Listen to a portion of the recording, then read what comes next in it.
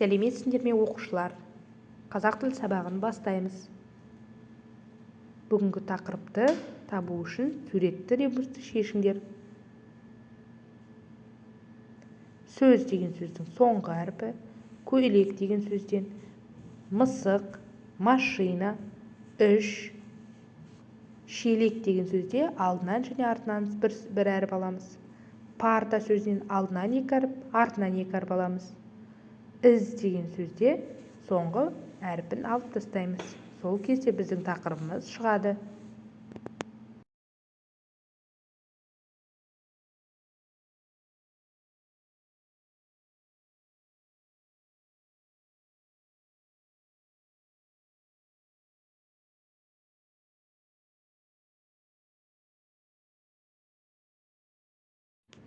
Бүгінгі сабақтың тақырыбы сөйлем мүшелері. Сабақтағы оқу мақсаты мұғалімнің көмегімен жіберілген қателерді түзету, сөйлем мүшелері туралы түсіну. Бірінші тапсырма: мәтінді тыңда. Сәулет өнері дегеніміз не? Бұрынғы заманда баспаналар бір-біріне ұқсас еді. Оларды ботақтардан, қамыстардан, кейінірек саз балшықтан құрастырған. Уақыт өте келе құрылыс салу ісі де өзгерді. Байлар сәулетті сарайларды тұрғысы келді. Ондай сарайларды тұрғызу үшін шеберлік пен терең білім қажет болды. Тұрғын үйлерден басқа да құрылыстар, ғибадатхана, стадион, театр, кітапханалар салына бастады. Мұндай кешендер құрылысын ойлап тапқан адамды сәулетші деп, ал олардың туындыларын сәулет өнері деп атайды. Сәулет өнері адамдардың әдемі және ыңғайлы өмір сүруіне арналған өнер. Мәтіннен тірек болатын сөздерді тап. Сәулет, баспана, ғимараттар, құрылыстар, сәулетші, өнер деген сөздер шықты. Дәптеріңе жазып ал, жарайсың. Келесі тапсырма: мәтін мазмұнына байланысты мына сұрақтарға жауап бер және өзің сұрақ ойластыр.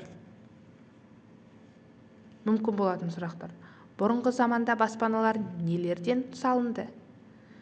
Сәулетті сарайларды салу үшін не қажет болды? Сәулет өнері дегеніміз не? Жарайсыңдар.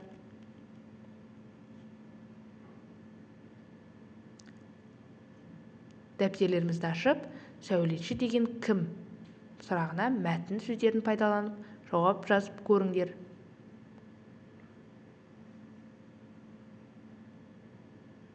Тұрғын үй, зәулім ғимараттар, әртүрлі кешендердің құрылысын ойлап табатын адамды сәулетші деп атайды.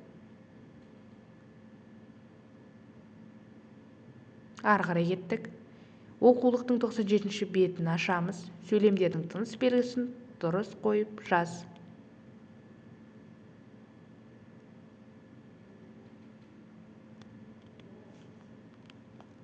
Өзіңді тексер.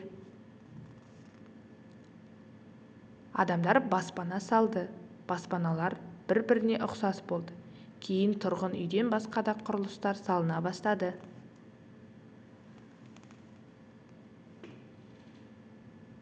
Алғашқы сөйлемде неше сөз бар?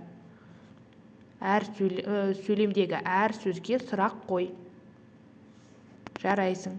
Балалар, енді сөйлем туралы білетінімізді есімізге түсірейік.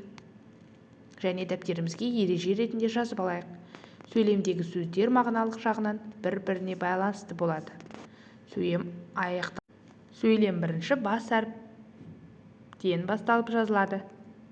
Сөйлем соңына нүкте, сұрақ белгісі, леп белгісі қойылады. Адамдар баспана салды. Баспаналар бір-біріне ұқсас болды. Кейін тұрғын үйден басқа да құрылыстар салына бастады.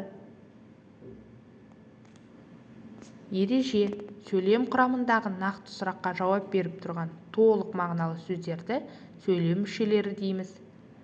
Оқушылар театрға барды. Кімдер? Оқушылар. Қайда? Театрға. Не істеді? Барды.